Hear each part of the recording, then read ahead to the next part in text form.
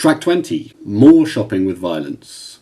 I sent out the quote for an earlier track. I sent that quote, shopping with violence, to a friend of mine with no explanation, saying, can you just read this out? I want this in your voice for this is for track 4.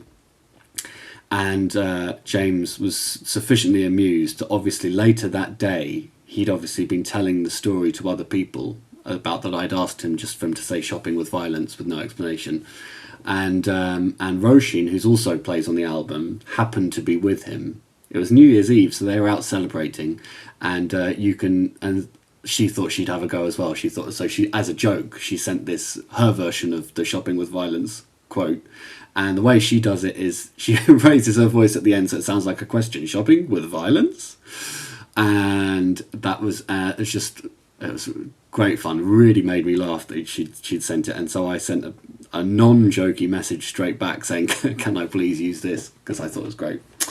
And then after that quote we slip into a piano solo. The piano solo's got a repetitive hook, like an ostinato thing, which is quite dissonant, but it's a bit of stability, and then that alternates with properly kind of aleatoric chords. And aleatoric music is not something I tend to, so that's randomly chosen notes, is not something I gravitate towards normally.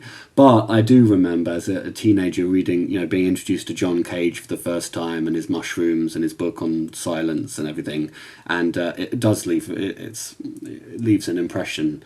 And it was nice to have an aleatoric, a nod to that kind of music. But for me, it needs to be, I think it's telling that in this piece I needed that hook. There is this hook that gives us some stability in between the aleatoric chords.